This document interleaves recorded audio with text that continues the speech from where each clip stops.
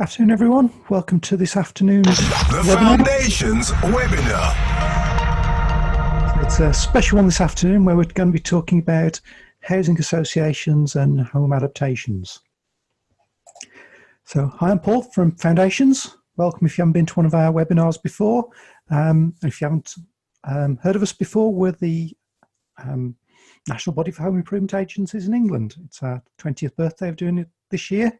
And we're funded by the Ministry of Housing, Communities and Local Government, which means we're here to help, and almost everything we do is free. So this webinar, we do training, we do events, we do workshops, and you can find out all the details. Find out more at foundations.uk.com. So today, we're going to talk about housing associations and home adaptations in Mackintosh, Middlesbrough Council. Housing. Will be helping us with some good practice around housing associations and home adaptations in particular as we move through this afternoon. Poll time! Let's see what you think. As usual, we will start off with a poll. So a nice simple one for you. What type of organisation do you work for and where are you watching us from today?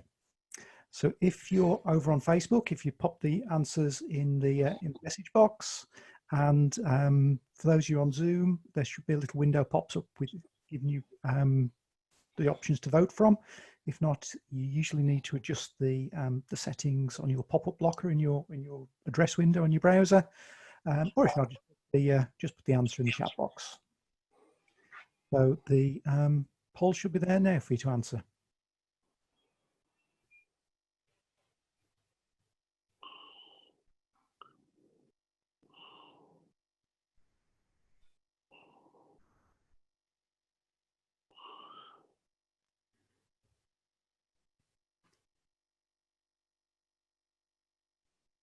Let's get a few more seconds while you all vote.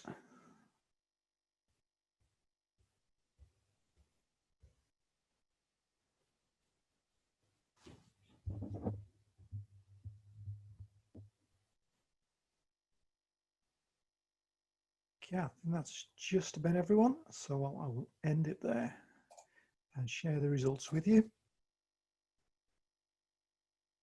So a good mix from housing associations, district councils, county councils, unitary councils, a few others from companies, charities and self-employed. Let's see, most people are still from the home office or the dining table or sofa, or 6 of you are in bed. So I hope you got your clipboard or something to make notes as we're going. So we'll do some more polls as we go through this afternoon.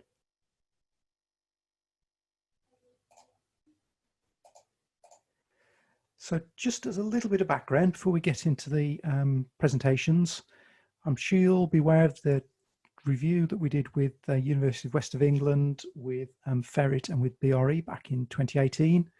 And one of the problems we had was that tenure issues were outside the scope of that review. We did keep or add some details in because we felt it was a really important issue, but we couldn't go into it in too much detail. I'm kind of aware that previous guidance was issued by the Housing Corporation, as it was back in 1998. And Sheila worked on a document with Habinteg and a couple of other housing associations back in 2008.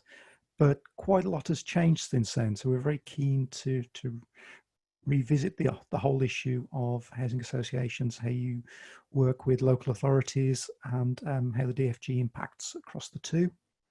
So thanks to the partnership between Foundations, Independent Living Trust and Taylor Wimpey, we're able to commission the work, working with Habinteg again, and I'm really pleased that Anchor-Hanover, as one of the largest associations across England, was able to join us as well.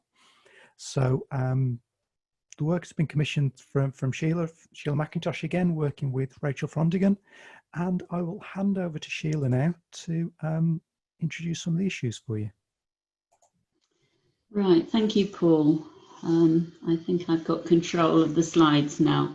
So I'm going to give you a bit of background And I'm going to talk about some issues and challenges from a lot of different perspectives. And then finally, I want to enlist your help to find some good practice. First of all, I don't seem to be able to control the slides. Paul, can you help me? There we go.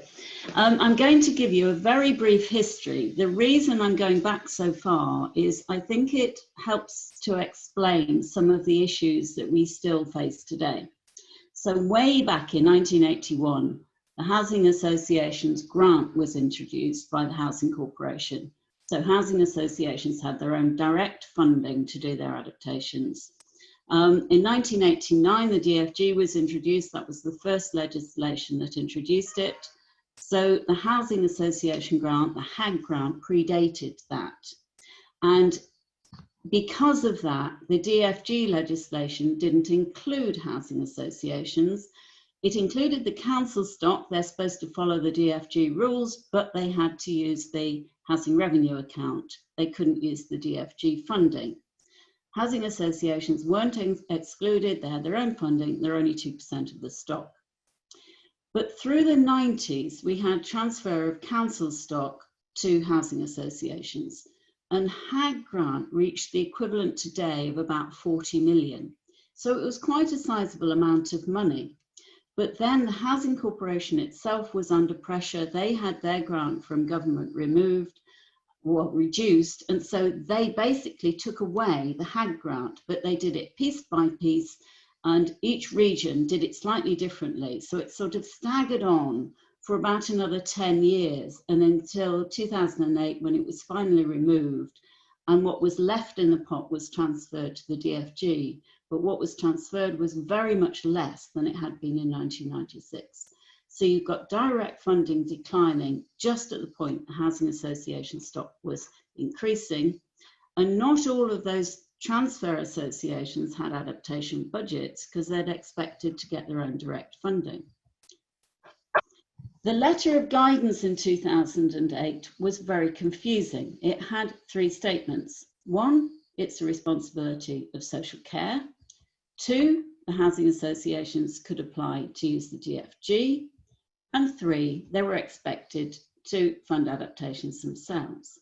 So it wasn't at all clear, but the legislation allowed them to use the DFG, and some had been transferred without a budget and they'd lost their HAG grant. So inevitably, there were more applications for the DFG from housing associations. But from 2008, we had the financial crisis, so local authority budgets were shrinking. And you can see from this graph that the amount of DFG taken by the housing association sector has been gradually increasing. It's quite substantial. It's the bright green parts of the bars. And you can see now they use 37% of the DFG. But if you look at the bar on the right-hand side, that shows the breakdown of households in different tenures, and only 11% are now in the housing association sector. The majority is still in owner occupation, but we have this much, much bigger private rented sector now, nearly 21%, but they only get 6.5% of the DFG. I think this table shows you why there's so much use of the DFG by households in the housing association sector. Across the social rented sector, that includes the council stock, more than half of households have a member with a disability or long-term illness. Unfortunately, low income and disability illness tend to go together, and the social rented sector therefore has many more people who have a need for adaptations. The numbers in the owner-occupied sector are higher, but the proportions are lower and more people can afford to do their own. Probably the greatest problem is there's more than a quarter of households in the private rented sector who don't get very much help at all. So in 2008, we produced this report. Francis Hayward and I were asked to try and resolve some of the funding problems, and we came up with a voluntary system for sharing funding, and we tried to make the delivery work better by producing a draft protocol. But we need to revisit it, as Paul said. It's 10 years out of date now, and we're wanting to find good practice. Perhaps we can come up with some new protocol or agreement. We'd like to do a national one, but we think that might be quite difficult. And we want to find some practical ideas to improve the design of adaptations, and we're focused on bathrooms. The next 3 slides, I just want to go through some of the issues and challenges. I'm not going to go through it in great detail. You'll be able to get these slides afterwards, so you'll be able to see this later on. And I'm going to give you 3 different perspectives. Firstly, the tenant, then the DFG teams and the local authorities, and finally the housing association viewpoint. So for the tenants, there are real inequalities that you can have a neighbour who's got a different landlord who will be giving a very different service. It's quite easy to get lost in the system. I think it's easy to get lost in the system as it is, but if you've also got a landlord involved as well, you don't know quite who's handling your case or where it's got to. Surprisingly, I did some work for a housing association a couple of years ago who I thought were really good, and they didn't actually know that much about their disabled tenants or older tenants for that matter. But I think that might have changed now with COVID-19, where they've probably got much more information of where people are disabled or where they're shielding. They're also not often on residence panels and boards, and there's very little co-production work, particularly over design, which I would like to see change, really. We know from several studies that poor design prevents people asking for help. People don't like something that looks too medical or stigmatizing, and particularly they don't want anything outside their house that makes them look different, vulnerable, or a target for crime. And with the housing association stock, I think tenants may also delay asking for help if they think they might be asked to move, because the choice of alternative housing is often limited, particularly in rural areas. The choice-based letting systems are not easy to use, and there's very little help with moving. And we don't really know what's happening if people are refused an adaptation but can't or won't move. If we look at it from a local authority perspective, they're dealing with a huge number of housing associations who all have different policies, funding arrangements, and those policies can change when housing associations merge. You've got huge levels of demand in some areas. I talked about the figure of 37% of the DFG going to housing associations. In some areas it's much less, but in other areas it's even more. Maybe 50 or 60% is going to perhaps a transfer association that didn't have a budget at the time it was transferred. So there's a lack of clarity about who pays for what. There's sometimes inflexible policies like, no wet rooms above the first floor or no adaptations in general needs properties, and a lot of delays in getting landlords' consent. It might be hard to communicate. You don't know who in the housing association is dealing with adaptations. There may be quite a lot of wastage if adaptations are removed when a property is void. So you've just put in a level access shower and then it gets taken out again. A lot of confusion over warranties and maintenance. Should it be the DFGs? Should it be the housing association? In some cases, it's passed to the tenant.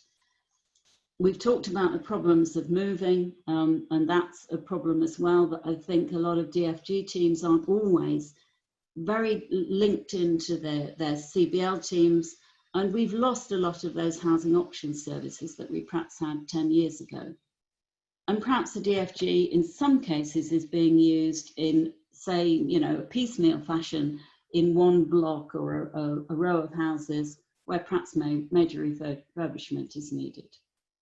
And if we look at it finally from the housing association's perspective, they're increasingly part of large organisations now, and they're having to deal with a lot of local authorities, and local authorities all have different RRO policies, so it's quite confusing. There are limited budgets, so they do minor adaptations, but up to variable thresholds. Budgets may run out. Who's responsible then? There's no real clarity about shared funding. We're going to hear from one housing association who has a much bigger budget, has its own OTs, does all its own adaptations. So there's some really good practice out there, but we don't always hear about it. For a lot of associations, though, it's kind of an operational issue, not strategic issue. It's just part of repair and maintenance service or part of a service for older people. And for Homes England, they don't really focus on the existing stock. They're looking at new build, new properties. So there's a mismatch really between the bulk of tenants being in the existing stock, but nobody's really kind of thinking at this at high level about how we can improve the way it all works. There's probably only one member of staff who's dealing with adaptations. Some of them are covering vast areas. I spoke to somebody the other day whose area was from Staffordshire down to Kent and Cornwall. They were dealing with 82 different local authorities and about 20 of them on a reasonably regular basis. But it was hard to understand who was doing what. Very hard to control the quality of contractors. If you're not actually on the ground, you're in a head office somewhere and your stock is scattered. They're also having to deal with the fact there are long waiting lists for homes, and there's strict void turnaround times in order to get those properties reallocated. And the adaptation staff end up having two hats on. They've got one that is about the landlord's function and making best use of stock, but they've got another hat on which is looking after the person. So it's quite difficult for them to actually make the right decisions. They've also got people desperate for homes who will accept an unsuitable home, and then, you know, should they adapt it immediately or not? And sometimes they put a restriction on, say they can't be adapted for a year, but that doesn't help that family who's in a difficult situation. If there's poor design, if it looks medical, it's quicker and easier to take it out rather than reuse it, because they've got this void turnaround time that dominates everything. And perhaps because it's not strategic, there's few preventative policies looking for people before they get to crisis point. So we're looking for good practice. We know there is good practice out there.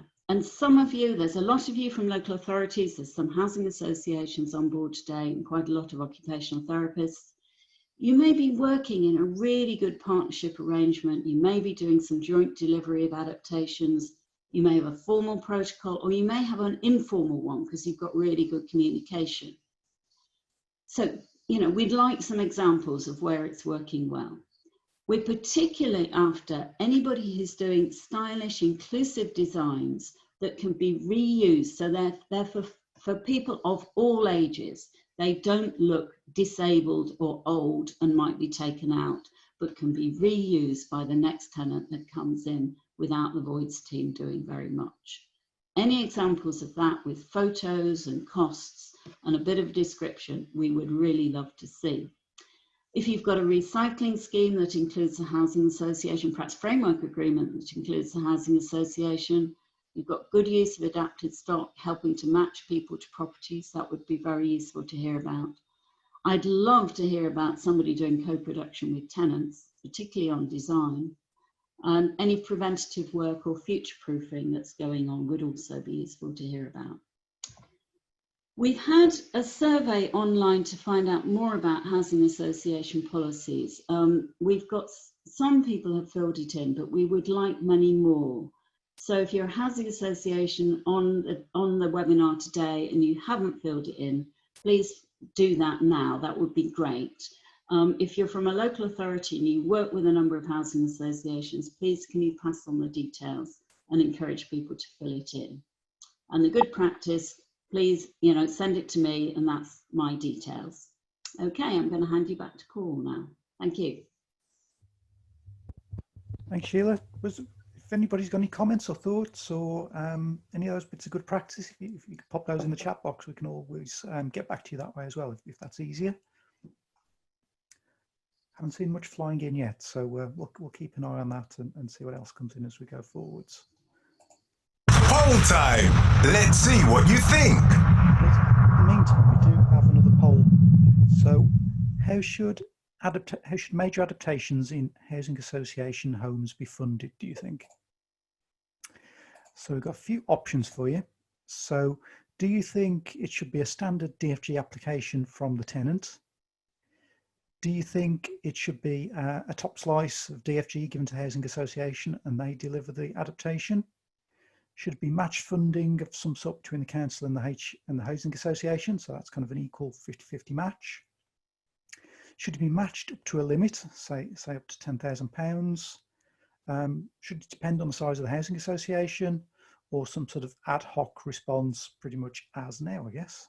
So those are your options, and I will open the vote to see what you think.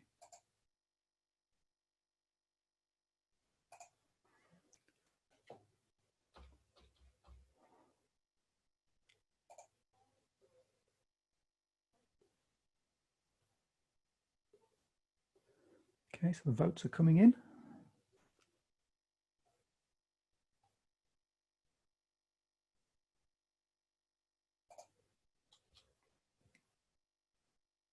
So there's about 2/3 of you have voted so far. And I will get the survey link for you in a moment. If any of you want to fill that, I'll paste that into the chat box in a minute.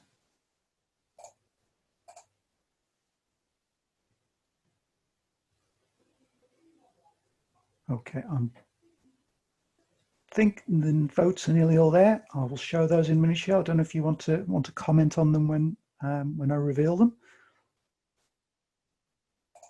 Okay, I'll end the poll and I'll share the results with you there. So the favourite is a standard DFG application from the tenant, followed by kind of a matched funding approach between the council and the Housing Association.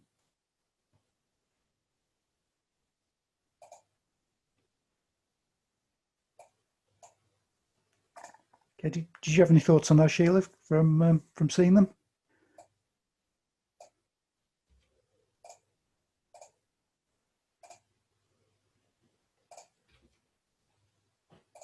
No. So I've just shared the survey link in the chat box if anybody wants that. Sorry, Paul, I'd muted myself. I will answer that now. Okay. No, it's interesting to see that there's quite a large proportion want to just carry on with applications from the tenant. Because for some housing associations, it is difficult to match fund at the moment. There is some match funding. Certainly when Francis and I did the work in 2008, we suggested that there should be match funding, and there were quite a lot of arrangements for that, but it varies from sort of 20% to 50%, or kind of, you know, there is a budget, but when it runs out, then they send people to the DFG. Yep. But perhaps there could be a bit more of that if we encourage housing associations to do that. So it could help to put, I think it's not just about putting more money into the DFG, it's changing the thinking so that it's about getting this as more of a strategic issue rather than just an operational issue. Yeah, yeah. There's a few comments in the chat box around kind of variations on the theme. I think kind of with a poll, you're always kind of restricted to a few options. So yes, there's some interesting comments around maybe the Housing Association funding a contribution if there is one following a means test, or maybe kind of looking at the scope of the adaptation, so maybe contributing towards extensions.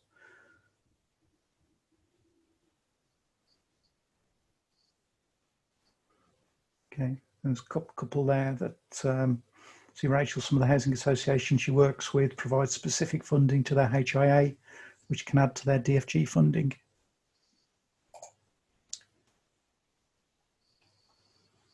And, from Dominica about working for a private OT company and started building relationships with a care provider, housing association, and architect project manager to adapt private rental properties. That's interesting. Okay, so keep adding those to the chat box, and we'll visit those as we go through the afternoon. So next up, really pleased to have Wayne White from Middlesbrough Council, and I'm particularly pleased because he was on leave this week, so he's coming especially to do this. So I will load your slides at Wayne and give you control. Thank you, Paul. Thank you, everybody. Nice to hear from you all. Thanks to Paul and Sheila, really, for allowing us to share with you a presentation we carried out in 2018 at a Foundations Roadshow. This was really to show, it was done in conjunction with our large RSL partner, 13 Group, and also to give you a bit of a case study of some schemes, or a scheme in particular that we carried out, which did show some areas of good practice. I think it's particularly pertinent that this presentation and this issue has been raised now, and I think Sheila framed it perfectly, that I think it is both a strategic and operational issue. So our side really is predominantly from an operational point of view, but we do still press those leaders to try and push that agenda a little bit more. So without further ado, I'll just see if I've got control.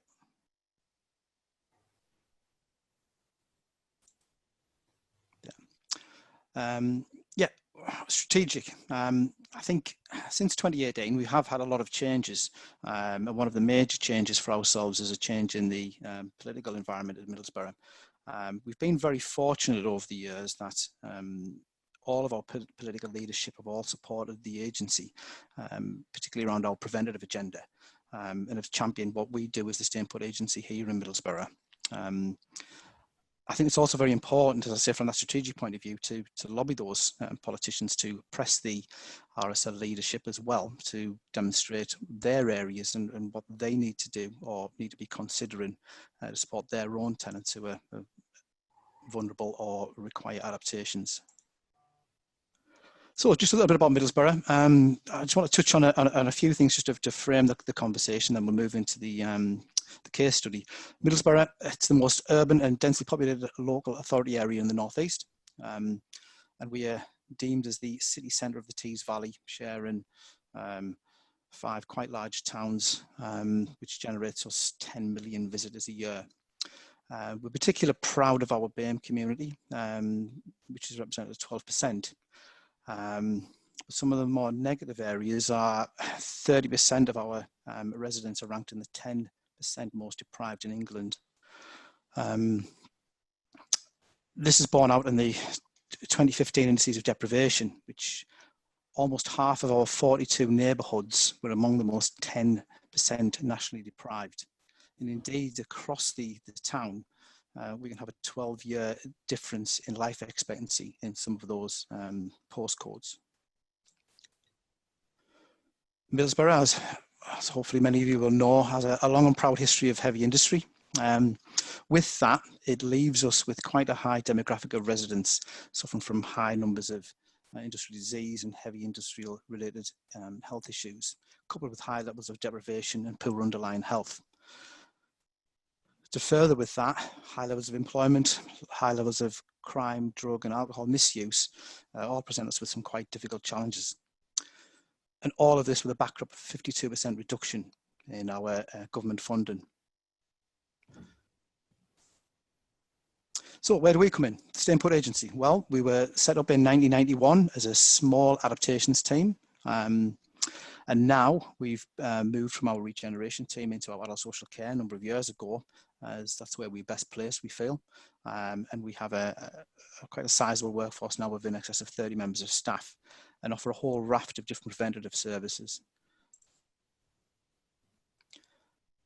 As you can see, we've grown from just delivering disabled facilities grants. We offer a full handy person service, including our telecare service, hospital discharge service, which is dedicated hospital-based caseworkers, advice and support, home loans, hoarding, housing options, winter warmth, private works. And since our 2018 presentation, we also have now set up a digital inclusion programme. So we're upskilling elderly and vulnerable people to use the internet and digital devices. We also have a project called Stay Included, which is a community bit, which basically gets the community involved in activities, ideally, hopefully reducing social isolation. We support our fostering team with our technical team in developing schemes to support the foster carers in providing extensions or additional accommodation for those. We have a number of Dimension initiatives and a small measures grant. and along with our kids home zone. As you can see, like many authorities, we've benefited from quite high and significant increases in investment, with the budget now of just short of £2 million. So DFGs and social housing. Well, as I said, in the 2018 presentation, there was 3 of us presenting that. That was myself giving the case study, along with our prevention manager, and also the manager from the independent living team at 13 Housing.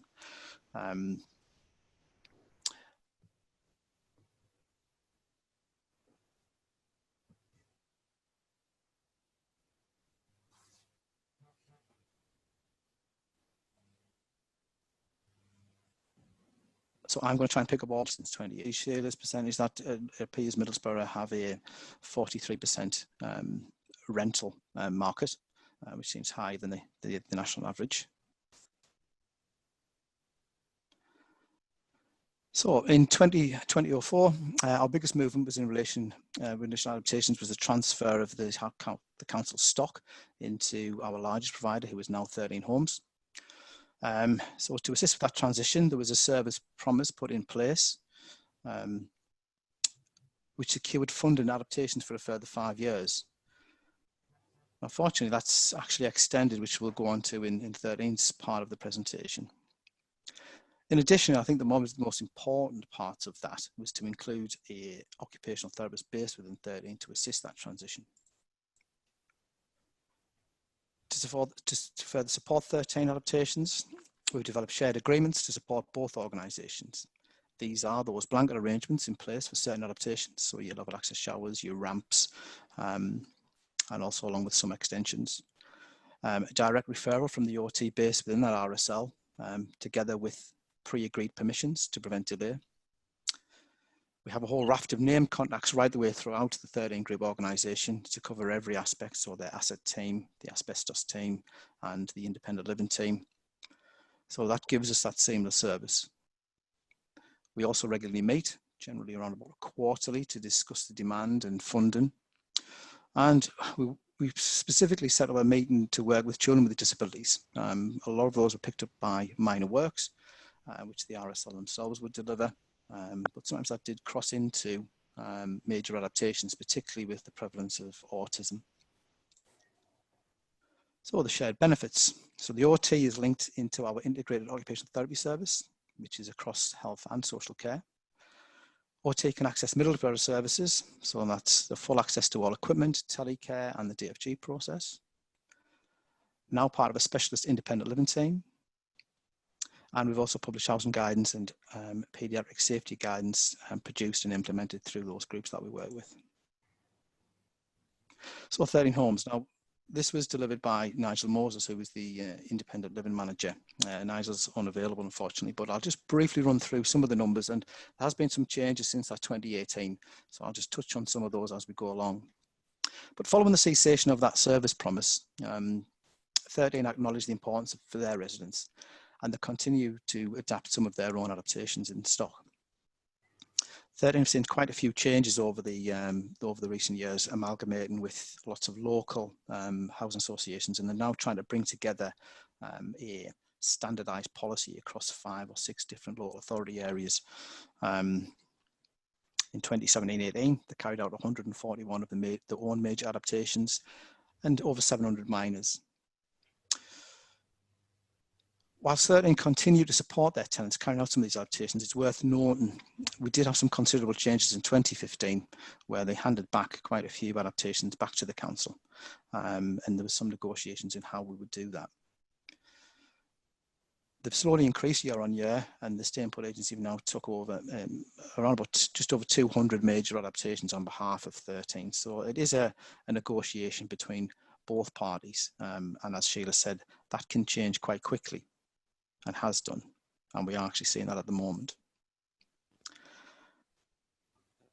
Having that OT role within 13 enables us to deliver further areas such as housing assessments, regenerations, and we've worked with 13 to develop new housing to ensure that the stock in Middlesbrough is appropriate for the needs that both they can see and also we can see in adult social care.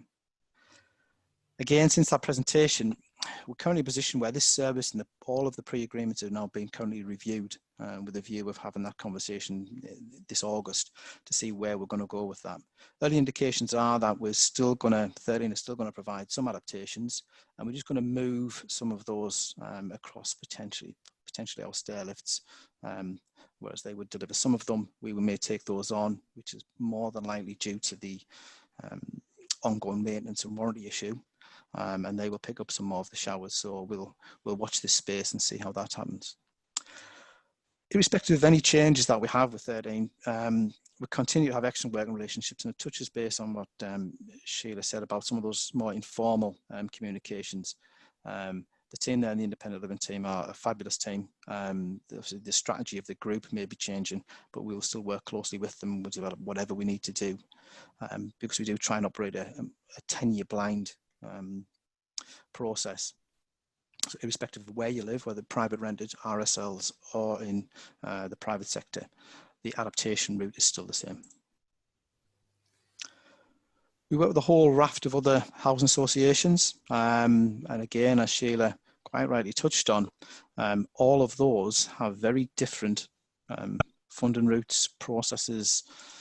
So we've done quite a lot of work to try and get all of those together to have some sort of pre-agreements wherever we can. With most, we have pre-agreed specifications and designs. We'll all find, particularly from a technical point of view, you'll be backwards and forwards with plans and dealing with their technical team. We've managed to iron out most of that and have pre-agreed designs. I think that's based with trust, really, and a lot of that is around, we've been doing this for a long, long time now. And we have a great contractor base. They all know what they're doing. We have those pre-named personnel in each of the RSL organisations who we speak to regularly. So any issues are flagged up and are dealt with. But actually we find they are very, very few and far between. Their adaptations are virtually the same as ours, and a lot of the time it's the same contractor that's doing them. So we've managed to build up that level of trust, and we can find that now the permissions tend to come back immediately. We also have some various funding arrangements in place with some of the RSLs, and some of those RSLs will fund up to 50% in some cases. Again, this can vary depending on RSL's budgets and can change quite quickly, but we have to be flexible. We also have agreements with RSLs to fund some ongoing maintenance of the products, particularly when the warranty expires. So we normally provide a 5-year warranty on most product, and then the RSLs will pick up, or some of the RSLs will pick up the warranty after that to support their tenants and maintain that tenancy. Some RSLs continue to have their own budgets and still deliver some of those, and we work closely with them to work on demand. And sometimes that is a move and feast, really, depending on their budgets. I think the main thing is that what we started this process is we asked our RSL partners, how many times have you actually refused an adaptation from the council? And in my 15 years, that's very, very few. Single figures, whether we're fortunate, whether that's a view across the piece. So with that, it showed you that we could just remove those barriers. There's no need for them to be there. We continue to develop the links with RSLs, as they are, a lot are merging, and even their own processes, they may find it difficult to keep pace, as you may have 2 or 3 different adaptations team with multi organisations merging. So we do have to refresh those contacts regularly. So just briefly touching through on the case study. Our auditing team have been supporting a family in a system with particularly challenging difficulties. 2 children, extremely complex needs. Can't weight bear, can't hold the head. And in addition with that, the family were in a private sector rental. So they had no security of tenancy. The support levels going in there were extremely high due to the nature of the complexity of the children. As we can see, we had 2 children presenting with extremely complex problems. And as it became apparent as we were going along, there was a 3rd on the way, with, again, following the initial scans, was very likely to have similar similar difficulties. This was going to be full wheelchair use, hoisting, oxygen dependent, peg fed, and support for carers for each of the children. So as you can imagine, it's difficult to normally provide adaptations for one. Two is difficult. With a third on the way, we found that this is going to be a problem. But what we had is we provided 2 bedrooms, as you can see, and we delivered on the ramp access, the internal alterations. By happy accident, we could provide adequate space for carers and further sleeping accommodation. There was a bit of a stretch to try and provide thoughts to an adaptation for someone who hadn't been born yet, but it was likely, and parking. As you can see, quite a sizable adaptations.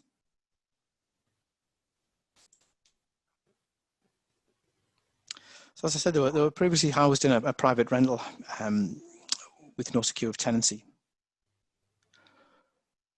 They did require a long-term stable environment. There was a considerable amount of care package going into that property and to support that family. And we needed to have that security, particularly if we were going to have such a sizable capital expense. So this is where the good practice came in with 13. I received a phone call on a Wednesday afternoon to say, could I go and view a property on Thursday with a view to support this family. At that point, we arranged to have the independent living manager, the housing manager, and also myself and the OT. We viewed the property on a Thursday and agreed on site that this property would be suitable to adapt.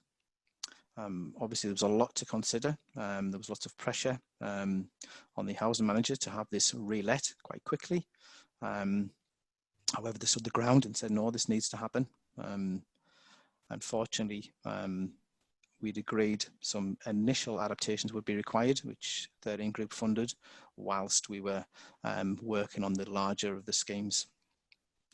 The following day, we approached planning to have a agreement in principle, bearing in mind of the size and scope and scale of this project. And we also spoke with our audit team to discuss the requirements around running 2 grants in parallel for each of the children, and also have some consideration for future adaptations or future requirements that we would need. Because the last thing we wanted to do was build an extension which would accommodate 2 children, then to find a third one would not work, and then have to either remove or try and rehouse, and there simply is not that product available for 3 disabled children. So we did make a sort of an educated guess as to what we're going to require. So basically, that was the case study. It was difficult, it was challenging, it was hard work. We're trying to deliver an adaptation whilst the tenants were in that property, also pregnant with a 3rd child. It was delivered by the middle of last year, and it's proved massively successful. 13 Group are still working with the family now to deliver some of the things that we couldn't deliver through DFG, particularly around things like parking, some further internal alterations, just the fact of having 3 wheelchairs, 3 mobility aids, carer space. Each of the children have their own carer who supports them and uses certain therapies, and 13 are continuing to support them with that, and some other practical adaptations. So Paul, that's, as I said, that's the case study. I don't know anything else you would like us to run through. No, thank you, Wayne. That was really useful. Was there anything that you wanted to pick up on that, Sheila? There was just one question about, do you know what the overall cost was of that? Yeah, from a DFG perspective, it came in at, off the top of my head, I think it was £68,000. Okay. Which was funded through DFG, and then we're very fortunate that we can tap into a social care top-up fund. 13 Group had then come in and supported with additional funds. Obviously, the boiler capacity was not going to be big enough, so they supported that. All of the internal initial adaptations of door widenings just to have the family moved into the property, and some broader and wider funding on things like parking, and we're potentially going to have to move the street lights so we can get the mobility van. So Okay. And was there any consideration of the kind of ongoing care costs as an alternative if you hadn't done this? Not particularly, in the sense that both of the children had a clear and defined need. It was going to come through DFG. I think that's where we can use our top-up fund, which will allow us to make those more common sense decisions. Is that we don't want to put those barriers in the way, and there weren't really any alternatives in what we were going to do with two, and as it came allowed, three severely disabled children in one property. The family are providing a massive amount of support themselves. So I think it was just a really good collaborative approach between our paediatric OTs, ourselves as the agency being the link between the housing association and the letting team. Yeah, I guess probably in terms of value for money, it's pretty much a no-brainer, I guess, if you've got. Yeah.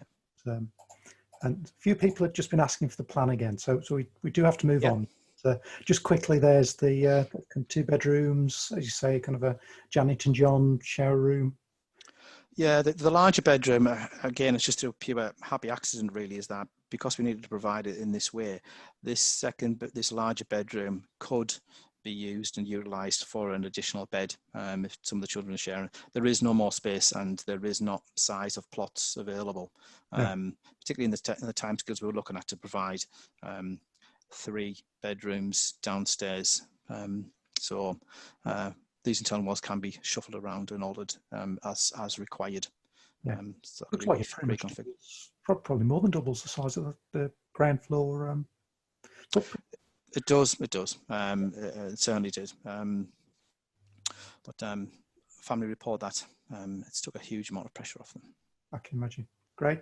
Thank you, Wayne. Hope you can stay around for a little while. I think there was a few comments in the chat box. So if you get a chance to have a look at those, that'd be fantastic. Okay, we'll do. Thank you.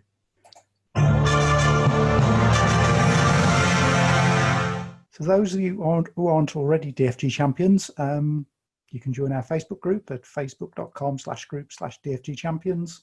There's now over 1,000 members, and got a new feature where you can sign up to be a mentor or a mentee. So if you're really experienced and want to help some of your newer colleagues, or if you're one of the newer colleagues who's looking for some help from an experienced colleague, then sign up there and you can be a mentor or a mentee, as well as join in all the conversations that go on there. And Stephen, I think we'll try and get some t-shirts. I did think about getting some DFG Champions face masks. Maybe we'll get some of those. So next up, pleased to welcome David Thorpe from Wakefield District Housing. Myself and Sheila went up to Warrington to deliver a similar presentation.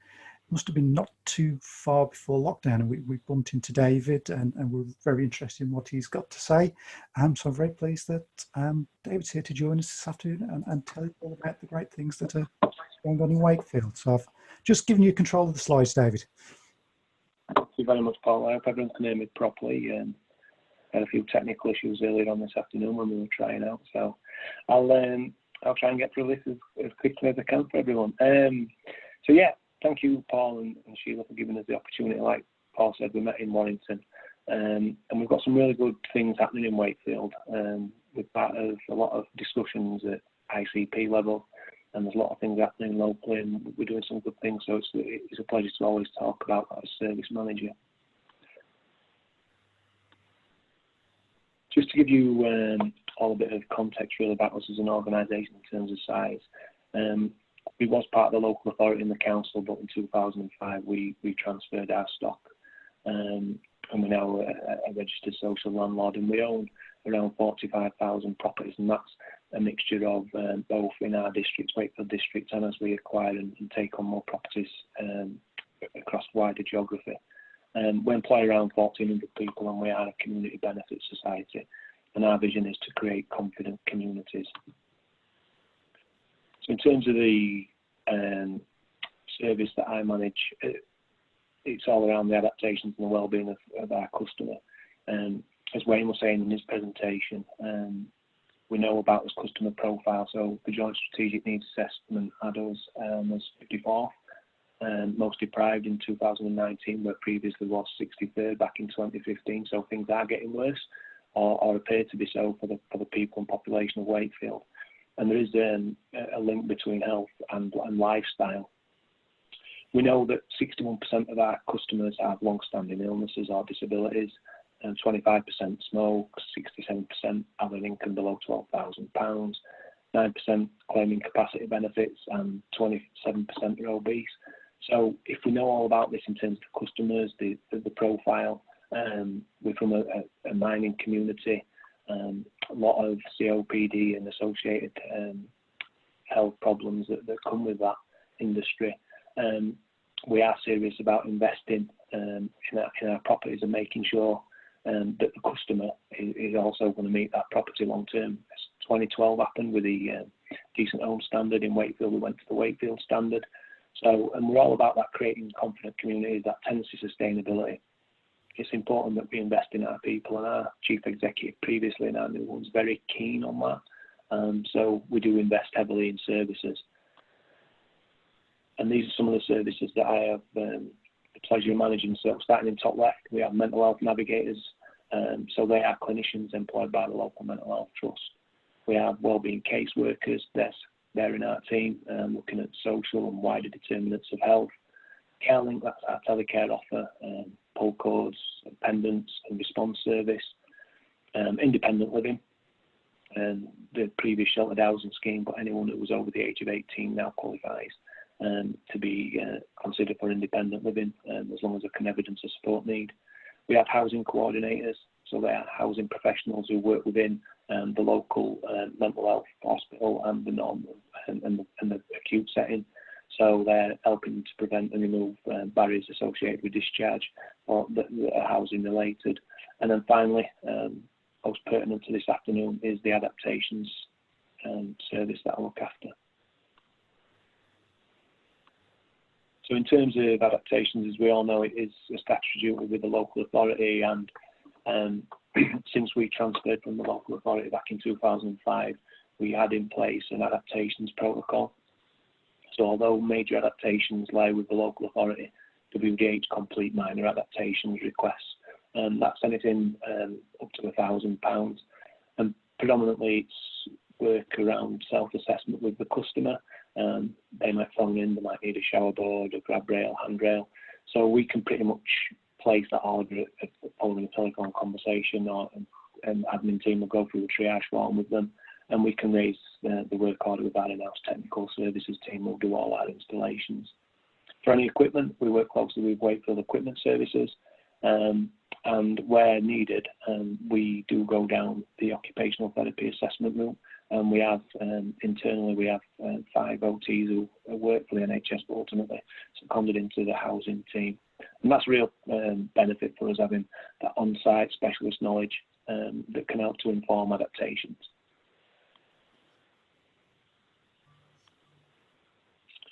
So in terms of major adaptations, as I said, we do have a protocol with the local authority, and we fund works orders up to £25,000 now. That's with Wakefield Council. We do a lot of disabled facilities around DFGs, albeit obviously they're made to the local authority, but then they come through to us. And it is important to us that we work in partnership to deliver these adaptations with the council. Some of the challenges that's associated with that, we do have trouble sometimes with the designs, who's paying for the designs. The customer wants X, Y, and Z including, which aren't always part of the adaptation, but if they're having, say, for example, an extension, they might want a fancy bathroom at the back of it as well, and they might want other add-ons and extras. So, but we do get to vet the plans, but that is one of the challenges sometimes, because we haven't got control of it from the outset. In terms of owners' consents, again, echo everything that Wayne said. We had 160 last year, 160 owners' consents, and I approved 159, so there only one, and that was for a stair lift that I had to decline. So we do get a lot of owners' consent coming through, and ultimately that process seems to work, really swiftly and seamless. And a lot of his work does involve the area and asset management team. So sometimes safe spaces are looking to be created, might be boundary fencing. It always crosses out area manager and asset management teams just to make sure that there's no conflict with any boundaries that are going to be amended. And also in terms of any stair lifts or things that are going in, that the components are profiled but on our compliance register in terms of asset management.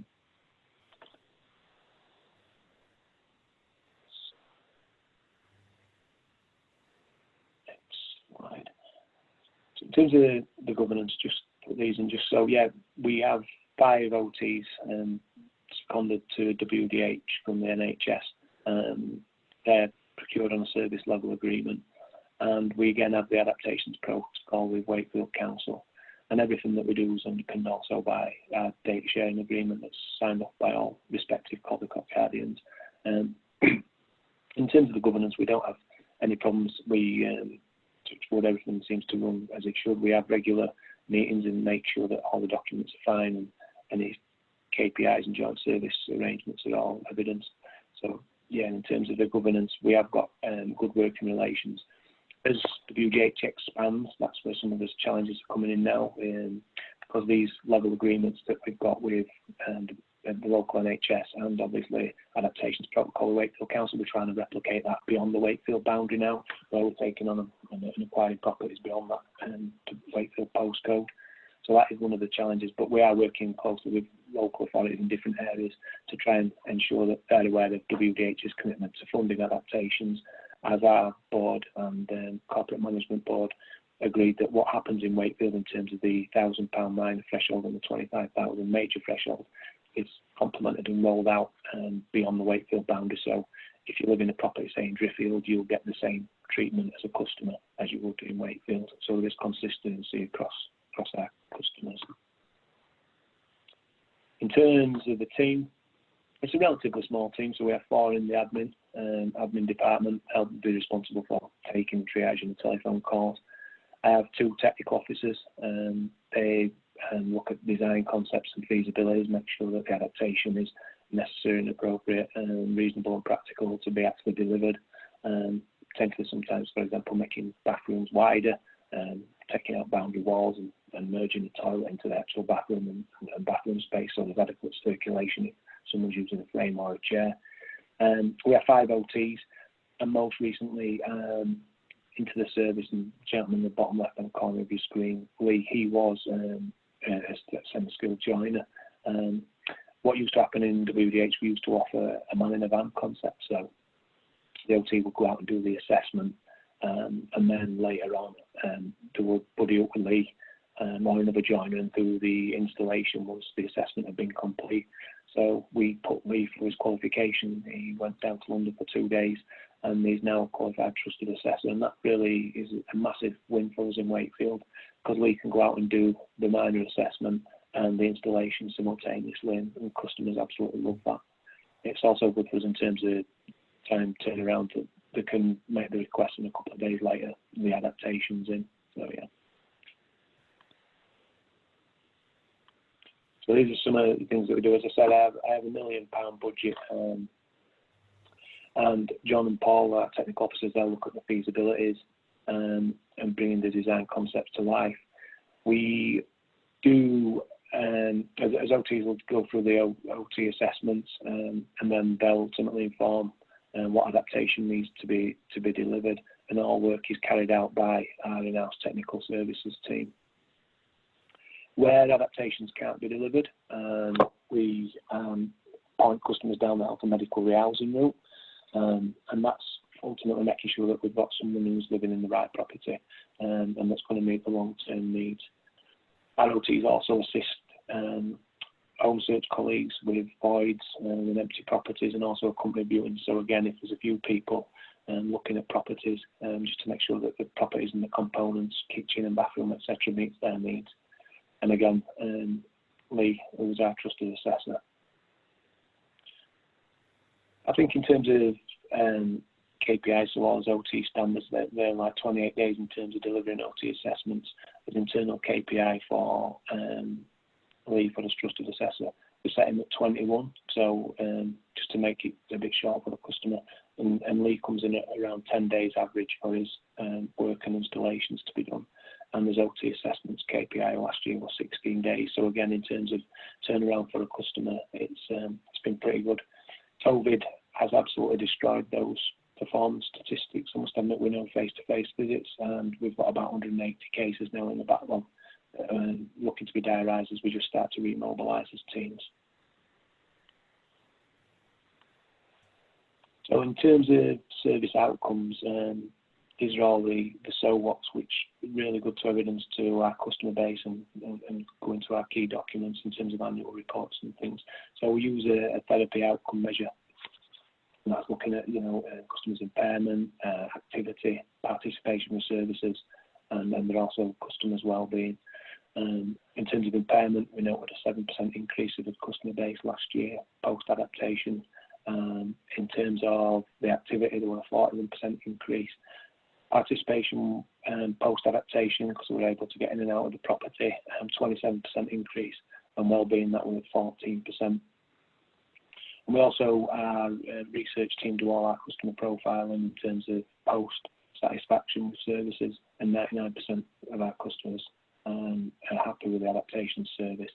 And I think that's predominantly down to they're ultimately getting what we want to help them stay in that property for longer. I think some of the difficulties come in my role. The most emotive part of the role is ultimately saying no when you might get a level access shower or request coming in a 3-bedroomed house, and ultimately it's not going to be the most appropriate and best use of our stock, and we will be pointing that customer down the alpha medical rehousing route. But it is sometimes a difficult conversation to have with either the customer or a family representative.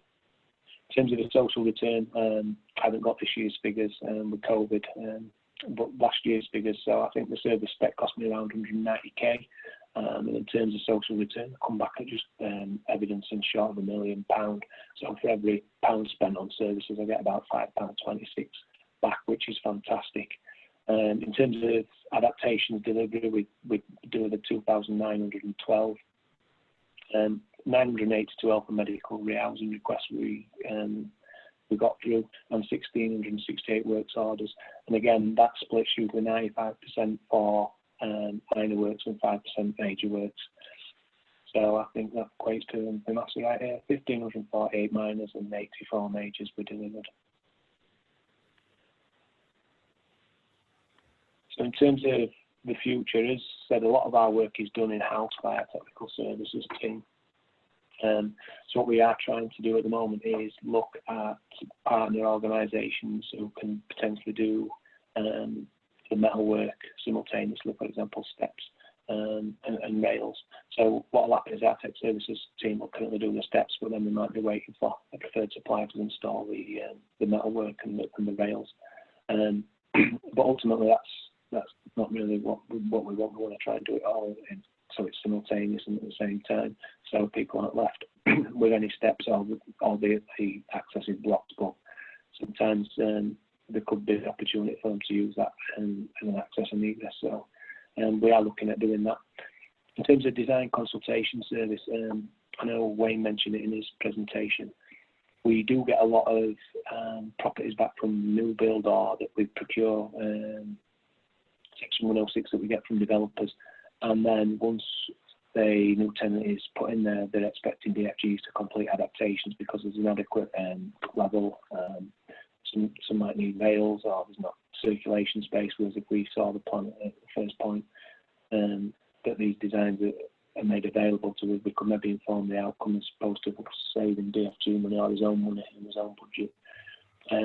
We are looking at taking on another trusted assessor and potentially expanding that model. Like I say, it really works well for us, and it's something that we're interested and keen on to develop further.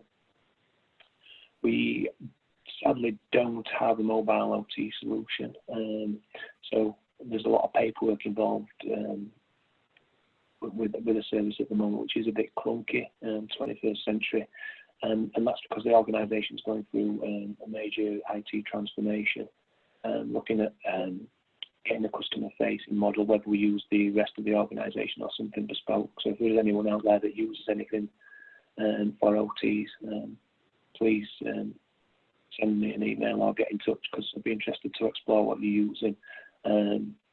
But yeah, I think COVID has forced us on with that in terms of all those OTs have been provided with laptops that can access the systems, but just finding something that bit more bespoke and help with the customer journey as well in terms of being able to sign and give consent on a tablet as opposed to getting verbal consent and recording it. Like I say, we are working closely with the West Yorkshire Navigate ICP. So my director works very closely with them and was seconded into the CCG in Wakefield for a year last year. So we are at the heart of a lot of decisions, and we can help to shape a future and give a lot of trials to different concepts that are coming out at a strategic level. And locally, Connecting Care within Wakefield, we are part of the Connecting Care agenda in Wakefield that integrates housing, health and social care, and offering housing solutions to care and to health-place settings and problems. So hopefully one of the things that we find is that if someone's in hospital, they'll see a hospital therapist, they'll then be discharged, they'll want a major adaptation, they'll see an OT from the local authority, and they might want something that's a minor adaptation, so they'll see one of our OTs, one of my OTs. So there's a lot of duplication, a lot of waste. So we are looking at a strategic level to try and cut that down, potentially one OT, take care of everything. But again, that's all something that's on the future and a bit exciting for us really, and hopefully will increase the speed and for the customer and make it a bit more seamless in their journey. Great, thank you. I think it's probably very obvious to everyone watching that you're very different to most housing associations. Why do you think that is so different? Is it kind of a different approach or a different philosophy? I'm not too sure. I mean, like I said, our chief executive before, Andy, Kevin, he were really keyed up for all value-added services around health and well-being and that tenancy sustainment. So we do a lot of things potentially outside the box in terms of just basic day-to-day housing management. So yeah, I think it's been top down really. And I mean, I've been managing adaptations and wellbeing services for the best part of 3 or 4 years now. And it's a really exciting place. It's ever evolving, and there's a keen appetite to develop and enhance wellbeing services in Wakefield. So it's a good and exciting place to be. And that return on investment figure that you quoted, is that the return on investment for the housing association, or does that include kind of the wider? No, that's just simply for my team, Paul, is that. So like I say, I think the procurement of the OTs for that figure might be 185, 190k, and then for Liam, trusted assessor salary, all that in terms of where as customer, you're looking at different financial proxies that you can claim. You take off your attributes from your dead weight, and then ultimately it leaves me with about £5.26 that if they want accessing WDH occupational therapy related services, they will be going to NHS or GP or looking to another provider for that adaptation. Great. And there are a few questions in the chat box. I don't think we've got time to run through them all. One of the questions that somebody particularly asked was around how you decide what goes to an OT and what goes to a trusted assessor. Say that again, sorry, Paul. It's connection with the Paul. It was how you decide which cases go to a trusted assessor and which ones you use your OTs for.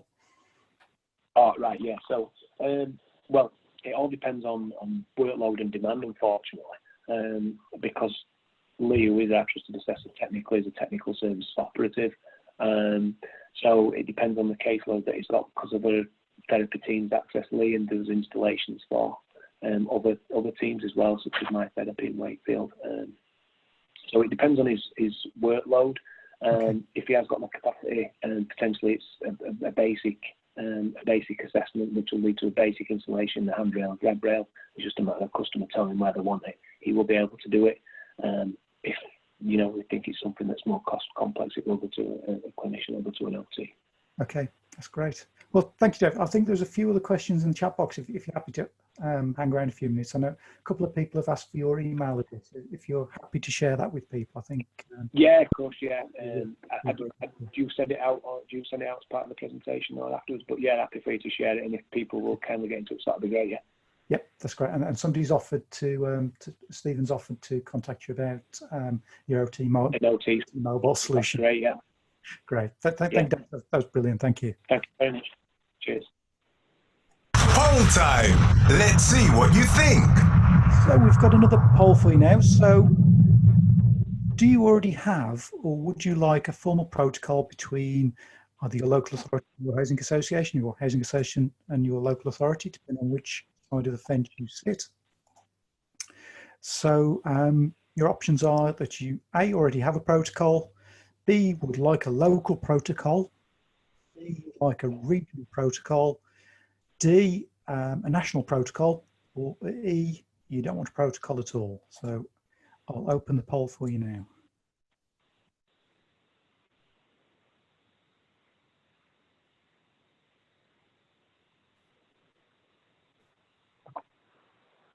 So the votes are flooding in, so I'll just give that a few more seconds. I think that's about half of you voted.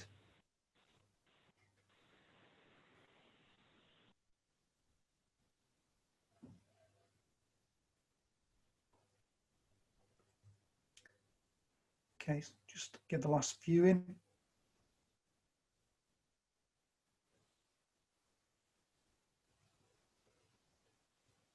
Okay, and I'll end it there. So 20% already have a protocol. I'm sure Sheila may be in touch with you soon afterwards to get copies of those. And for the rest, it's either local or national, I think. I guess kind of regional perhaps falls somewhere in the middle and is not particularly useful. So it's either local or national seems to be the mix, and 3 or 2% of people don't want a protocol at all. So it's an interesting mix of results there. Can I come back on that, Paul? If Yep. anybody's got a local protocol they'd like to share with me, then do let me have a copy of it. You've got my details at the end of my slides. Okay, Yeah. thank you. Great. Or if you've got one and you want to share your email address in the chat box, we can get you that way as well. Great. So last but not least, I'm pleased to have Laura Woods back from Invisible Creations. Laura was on a webinar a few weeks ago introducing the range of products that they've now got available, and to give us a bit more information on how they're, I suppose, how they're going to be of value to housing associations. So if you're there, Laura, I will give you control of the slides. Yeah. Check. Cool. Yeah, so I'm Laura from Invisible Creations. I was on a webinar a few weeks ago, so apologies if there's any repetition, but I have tried to mix it up a little bit, just in case anyone was on last time. So Invisible Creations is all about designing for dignity.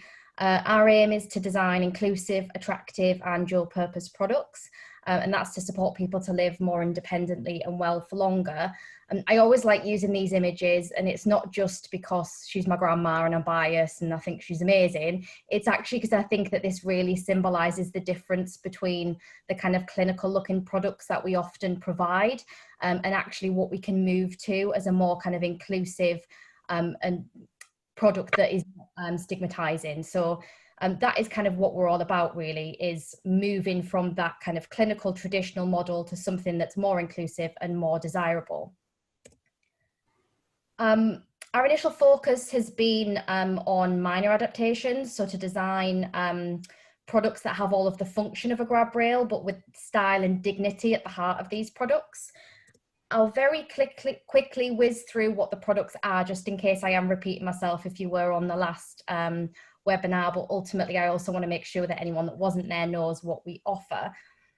So we came up with a range of bathroom products initially. It was through feedback from OTs, from housing associations, from tenants directly, from customers. So we had a whole co-design method where we came up with these ideas from direct feedback. So a lot of the time in bathrooms, people are grabbing onto furniture in there that's already in place, that's not designed to support them. So things like toilet roll holders, shelves, showers, and they will often be one of the biggest things that gets requested for repairs in a lot of housing association properties. Obviously, they the current products, the current grab rails are very stigmatizing, are very clinical. We wanted to come up with a range that's dual purpose, that actually does all of the service of a grab rail, but actually you can't tell that that's what it is initially by looking at it. So in this current range, we've gone with a preventative kind of early intervention model. So you've got here a mirror, a toilet roll holder, a corner shower shelf, a shower riser, which some of you might be familiar with, and a raised push button. And the model behind all of these products is that they are there to support your mobility, not just for if you're going to experience a fall, but actually just to support you to get round. And they're actually designed to be put in earlier, so as a preventative rather than reactively, which is the current market that we see at the minute. If you want more information on all of the specifics of the products, then my details, I'll pop them in the chat. I've also got a couple of colleagues that are in the chat as well, so they can answer anything if it comes up as I'm speaking, because I am good at multitasking, but I'm not good enough to speak and type and answer stuff at the same time. So these are the initial bathroom products. They are stainless steel, brushed steel products. They've been designed with durability in mind. It's a more longer lasting solution than the current products that are on the market.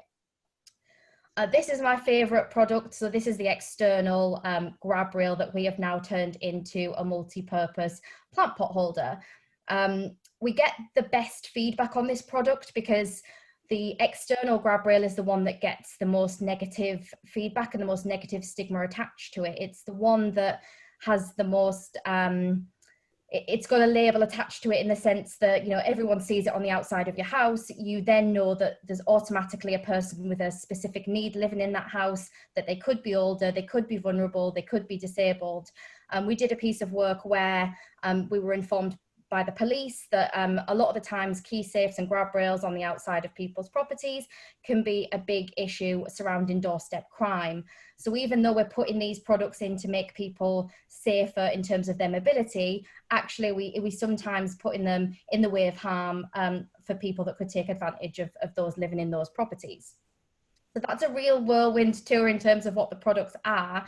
What I want to do today is talk more about kind of what our mission is and what we're trying to do with these products, because for us, it's not just about creating inclusively designed products. It's all about the strategy that we've been working on alongside housing associations across the UK. So we get asked the question a lot, why invisible creation? So how have we managed to capture the imagination of the social housing sector? What makes us different? Because there are some more attractive grab rails out there. So actually, how have we succeeded where maybe some others haven't? If you've heard us speak before, you'll know that the creation of our business was quite unique. It came from an innovation programme run by the National Housing Federation, and it was driven by the social housing sector for the housing sector.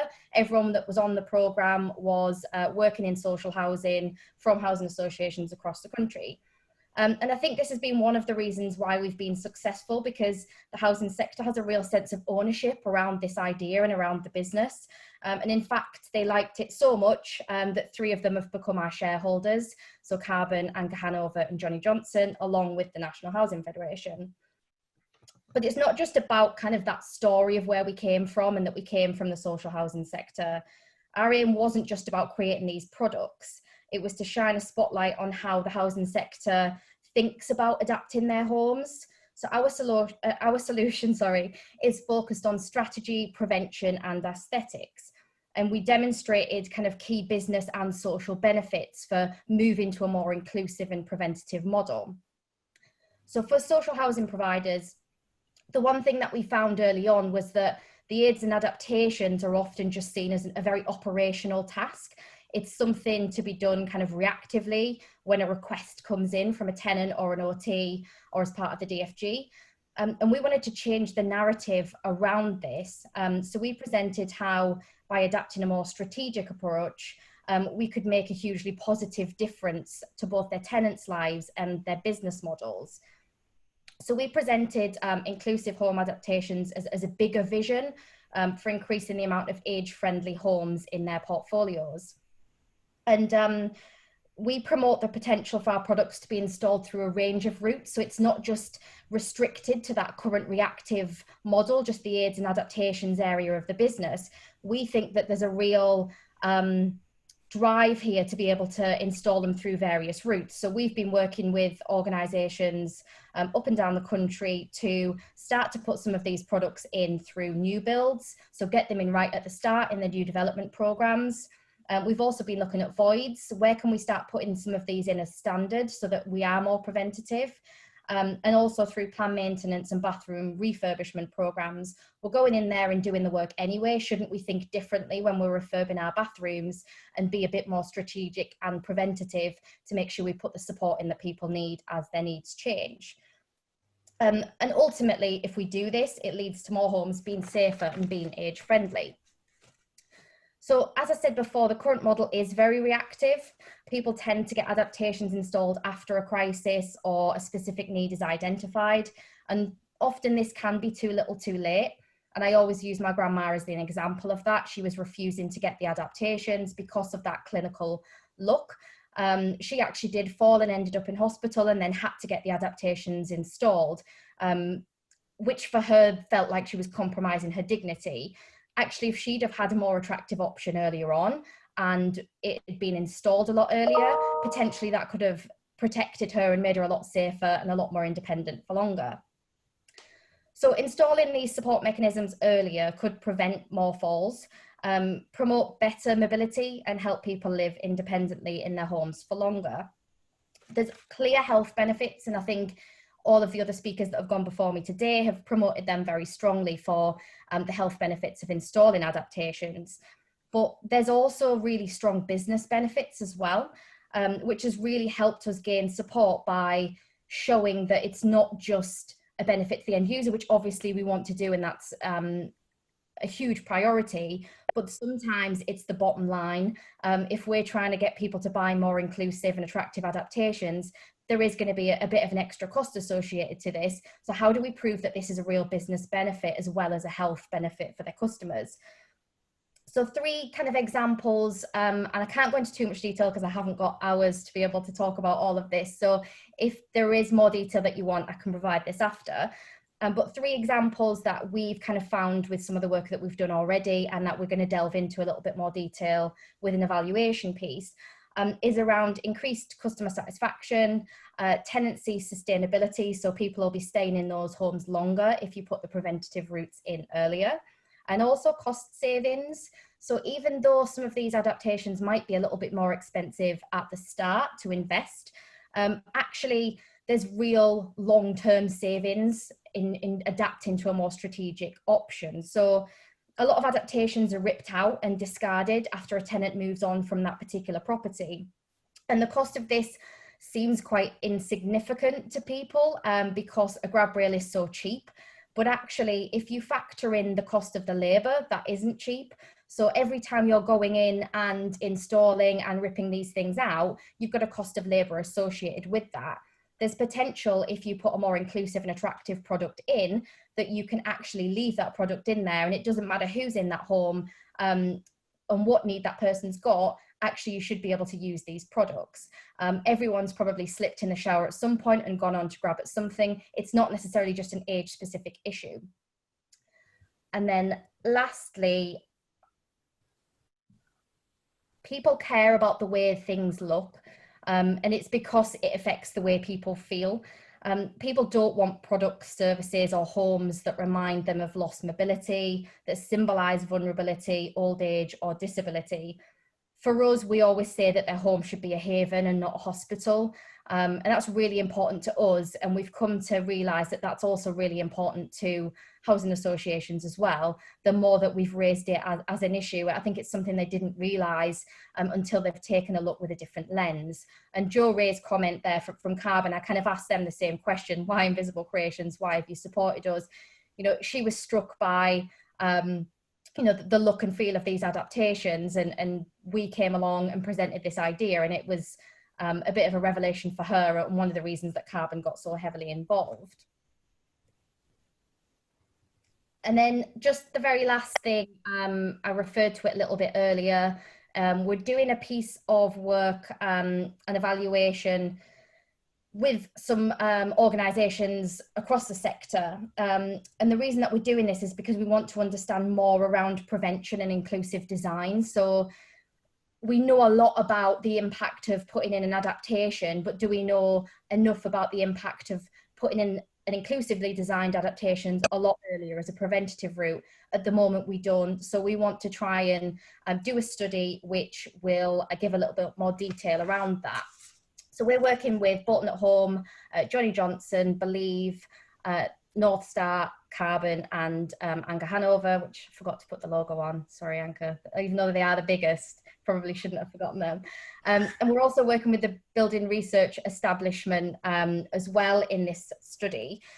So we're working with these housing associations, and we're looking at the real impact of installing attractive and inclusive minor adaptations as a more preventative measure, and what that impact is on physical and mental health for the people living in those homes. The study will actually start in September. We were delayed. We did want to start it earlier in the year, but you're all probably sick of hearing it. COVID is the excuse for that. And we're hoping then to publish the findings early next year in 2021.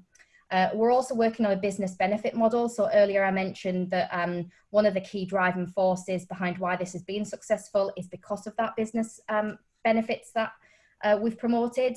And we're hoping that this will encourage more housing providers across the UK to adopt a more strategic approach to adaptations, one that places inclusive design, prevention and dignity at the heart. I have gone over that very, very quickly and haven't gone into a lot of detail because there's a lot behind it. But if anyone has got any questions, you do want more information on the evaluation itself, you want to kind of take part in any of the work that we're doing, you want more information on the products, my information is on this last slide. So please do get in touch, and I can try and answer anything in the chat, but I'm hoping if there was any questions, maybe Chelsea and Paul have picked those up. Yeah, I think Paul's been answering questions as you've been going along. I think when you put it, it's almost kind of seems to know a brain of housing associations to do this. So have you met any resistance, or is everybody kind of welcoming you with open arms at the moment? I think the big thing was cost. That was always kind of like, I think people look at our products and look that they are a better design, and I think they think that they're automatically going to be really expensive, and they're not. We've actually tried to make them really affordable and accessible, and I think once we've kind of talked about some of the things that they were doing in terms of ripping the adaptations out and getting rid of them, I think then it kind of was a bit of a light bulb moment to say, actually, as a strategic level, we weren't aware that we were doing some of these things. So actually, if we kind of take a step back and look at it more strategically, there's actually true benefits to have here. So I think cost was the biggest resistance we got at first, but we're managing to kind of counter that now. And I think the more we develop the kind of business model, the cost benefit analysis, the more we can kind of go against those issues around cost, because I know people have really tight budgets when it comes to adaptations, so sometimes it is a compromise between how far can the budget stretch and what are the quality of the products. Yes, but I guess it is kind of the existing grab rails are quite often a disposable item, aren't they? They're kind of fitted and thrown away as soon as they can, whereas these can stay and support people over decades potentially. Yeah, great. Well, thanks, Laura. I can just leave your slide on the screen for another second, just in case anybody's taking down the details. Just remind anybody who wanted any of the details, the recording of this webinar will be available on Foundation YouTube channel and on our website later in the week. So thank you, Laura, that was great, thank you. Poll time, let's see what you think. So we've just got one last poll, and this one is multi-choice, so you can pick as many as you like this time. And this one's about some of the options which we've heard about and discussed during the day. If they were included with the guidance, which one of these would you support? So the options are for a system of land permission principles, kind of almost automatic in principle permission from housing associations as landlord. To have delivery through home improvement, housing associations contractors. So the housing association takes control of the adaptation process. To have a joint stair lift and ramp recycling scheme. Jointly fund a housing options and move on support service. To have more inclusive and flexible design of bathrooms. So some of the things you've just heard about from Laura. And then the joint use of trusted assessors. So you can pick as many of these as you want. Which ones of these would you support?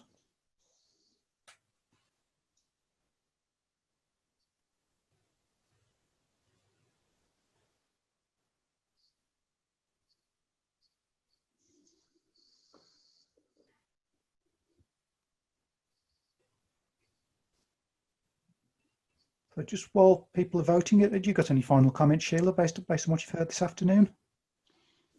It's been interesting, and it shows what can be done if you can get the communication right. And I think that's a lot of it. It's getting the right people round the table and trying to sort out some of these issues and getting agreements.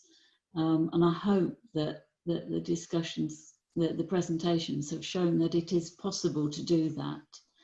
And that what Laura said at the end is that it's also possible to fire people's imagination. I think that housing associations will do things differently, but it's about giving people a different approach and a way they can feel in control, and that's going to give benefits.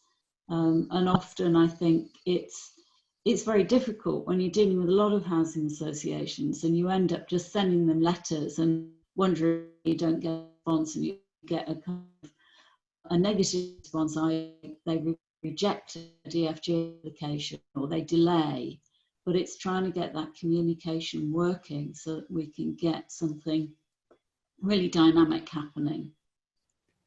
Right, I think I've got some results. So let's have a look. So there's quite a mix. Stair lift and ramp recycling was the most popular.